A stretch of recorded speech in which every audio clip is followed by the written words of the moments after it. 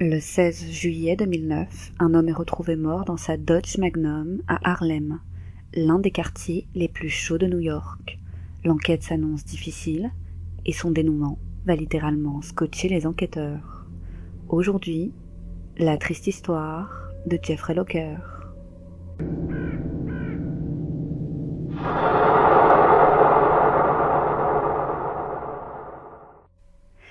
Jeffrey Locker, 52 ans, est retrouvé mort poignardé à de multiples reprises à la poitrine.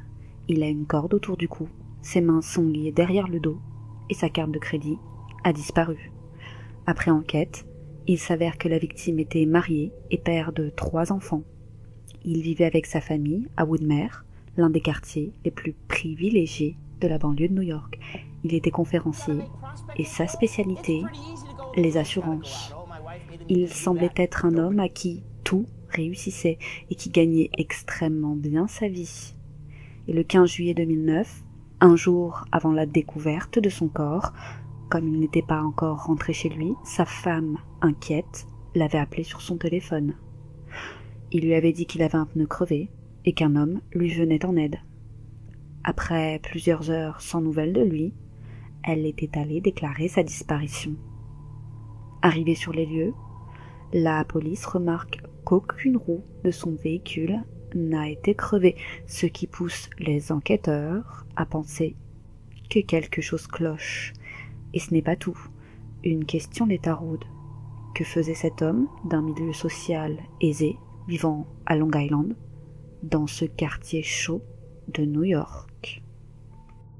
Un témoin se manifeste et affirme avoir vu la victime acheter des préservatifs dans un magasin.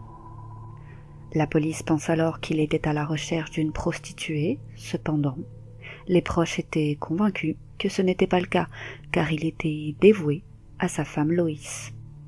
En dépit de ce qu'affirme le témoin, la police ne trouve aucun indice corroborant ses dires et pour eux, il est évident qu'il n'était pas à la recherche de sexe.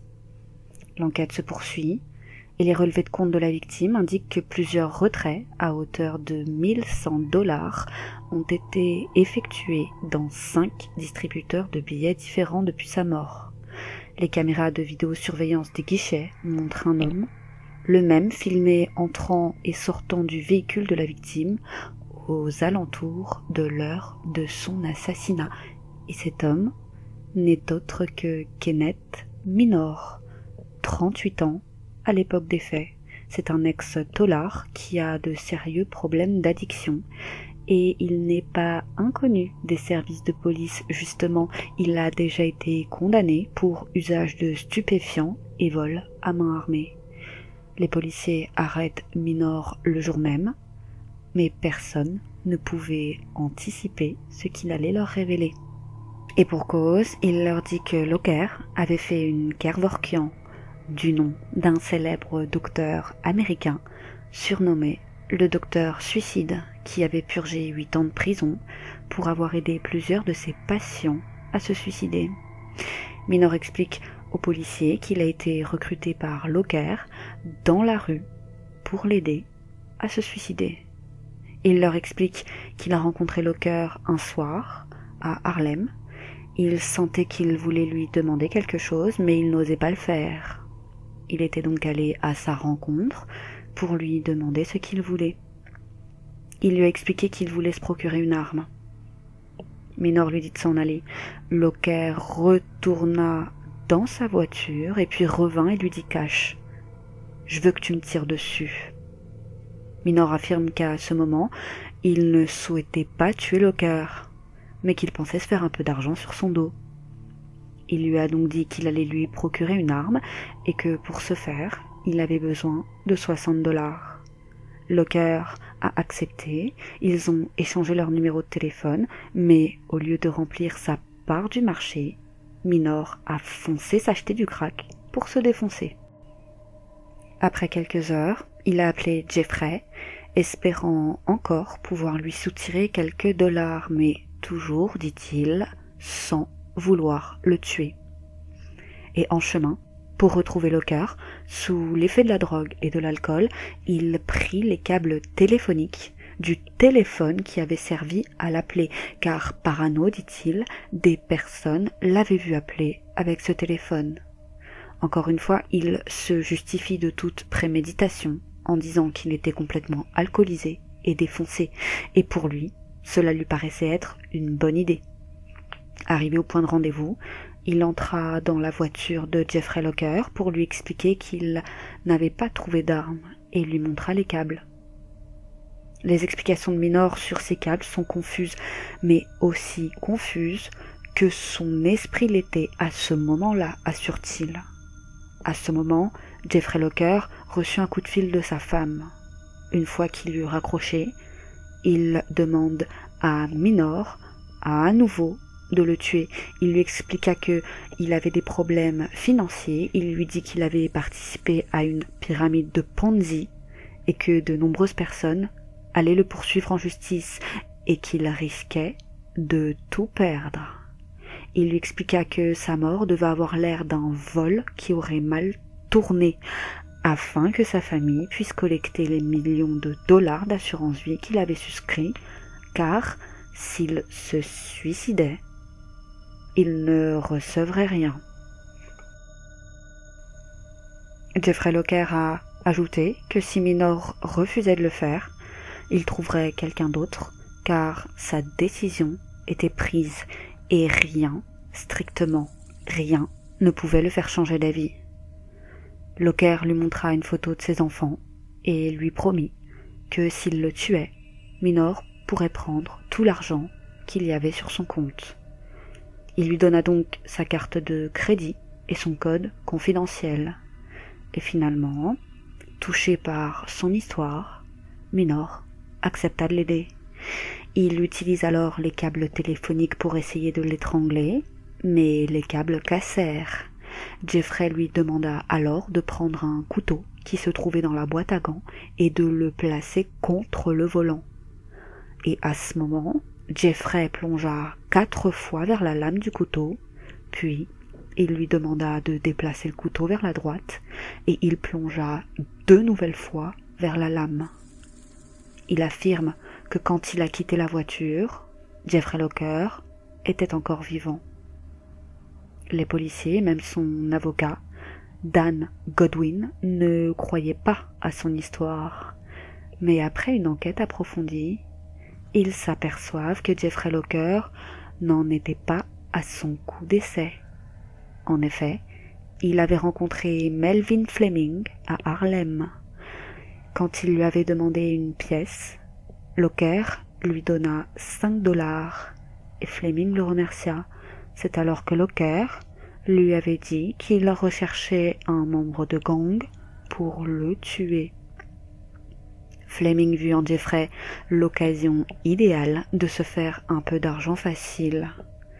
Il lui dit qu'il pouvait l'aider. Jeffrey lui expliqua le même plan dont il avait parlé à Minor, et pendant 2 jours, ils roulèrent à travers les rues d'Harlem à la recherche du meilleur endroit pour exécuter le plan. En réalité, Fleming était juste un escroc et il n'avait aucune intention de tuer Jeffrey. Il voulait juste lui soutirer de l'argent. Un soir, alors qu'ils étaient tous deux en voiture, il lui demanda de se garer à proximité de logements sociaux sous le prétexte d'aller récupérer une arme pour le tuer. Il lui dit d'attendre dans la voiture, qu'il reviendrait bientôt, mais bien sûr, Fleming ne revint jamais. Et en poursuivant leur enquête, les enquêteurs découvrent que Jeffrey était criblé de dettes. Il était poursuivi en justice pour plus de 300 000 $ à cause d'un investissement qu'il avait fait et qui s'était révélé être, je vous le rappelle, une pyramide de Ponzi. Il était pris à la gorge financièrement et c'est pour cette raison que quelques mois avant sa mort, Jeffrey Locker avait souscrit un grand nombre d'assurances-vie dont le montant total était évalué à environ 12 millions de $. Et c'est pour cette raison qu'il devait faire passer son suicide pour un meurtre, sinon sa famille ne toucherait rien. Interrogés, Minor et Fleming vont même plus loin. Ils sont convaincus que la famille de Jeffrey était au courant du macabre plan. L'avocat de Minor trouve même par le biais d'un détective privé des preuves pour étayer ses dires. Dans un SMS que l'un des fils de Locker lui avait envoyé quelques jours avant sa mort, il lui demandait d'inclure dans une vidéo un message pour sa sœur de 13 ans. Il lui avait même écrit « Souviens-toi que tu ne seras pas là pour l'accompagner à l'hôtel le jour de son mariage. Et c'est important pour une femme d'avoir son père à ses côtés ce jour-là. C'est comme si ton esprit sera avec elle. » Ce qui peut faire penser qu'effectivement son fils savait qu'il allait se suicider. Les enquêteurs en charge de l'enquête sont du même avis, car ils se souviennent que quand ils ont annoncé la mort de Jeffrey à sa famille, leur réaction était vraiment étrange. Pas de cris, pas de larmes, aucune émotion, comme si, dit-il, ils étaient déjà au courant. Nor est alors inculpé et jugé, et lors de son procès, le procureur n'en démord pas. Pour lui, Minor est un meurtrier car il a accepté de tuer Locker, et pour de l'argent, non par compassion. Il insiste sur le fait qu'il aurait dû faire comme Fleming et refuser de prendre part à son plan. L'avocat de Minor, quant à lui, insiste sur le fait que c'était un suicide assisté. Il affirme que son client avait passé plusieurs heures avec la victime et qu'ils avaient établi une sorte de connexion et que Minor voulait juste l'aider. Et qu'il avait seulement, finalement, maintenu le couteau contre le volant et que Locker s'était jeté sur la lame à plusieurs reprises, raison pour laquelle le klaxon ne fonctionnait pas. Selon lui, Locker l'aurait volontairement mis hors d'usage pour que Minor puisse l'aider à se suicider.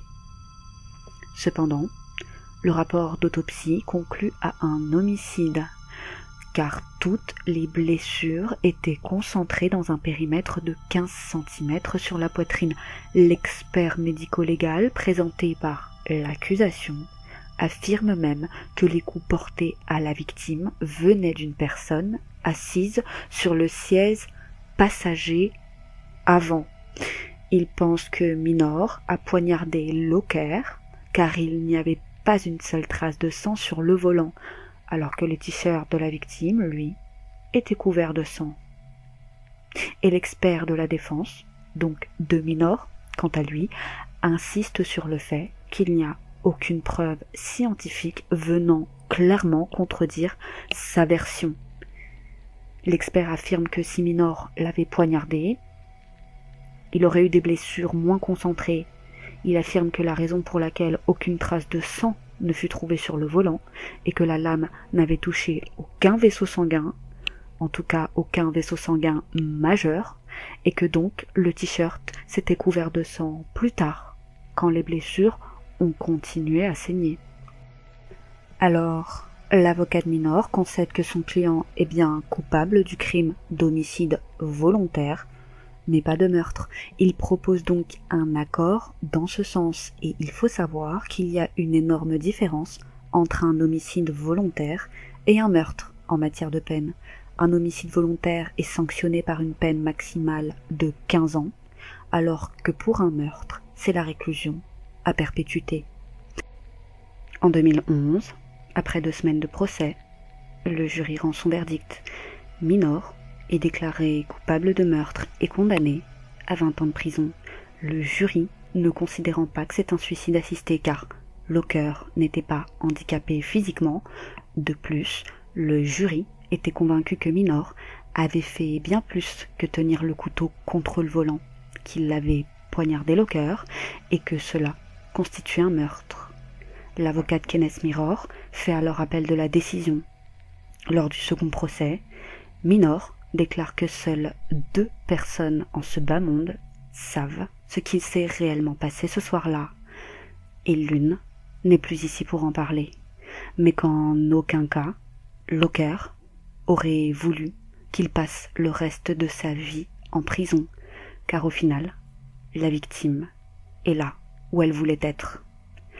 Et la condamnation est annulée car le juge avait dit au jury lors du premier procès que le suicide assisté constituait un meurtre, alors que non, aux yeux de la loi, c'est en réalité un homicide au second degré. En 2014, Minor accepte un accord pour homicide au premier degré, c'est-à-dire avec la volonté de blesser, mais pas de tuer. Et en échange, il a vu sa peine réduite à 12 ans de prison.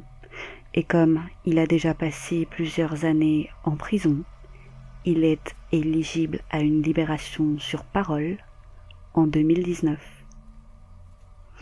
À ce jour, Kenneth Minor affirme qu'il ne sait pas pourquoi il a fait ce qu'il a fait pour un homme qu'il ne connaissait même pas. Quant à la famille de Locker, elle n'a jamais assisté à aucun procès, ni même parlé publiquement de cette affaire, et ils n'ont fait l'objet d'aucune enquête particulière. Et ils ont empoché 4 millions de dollars.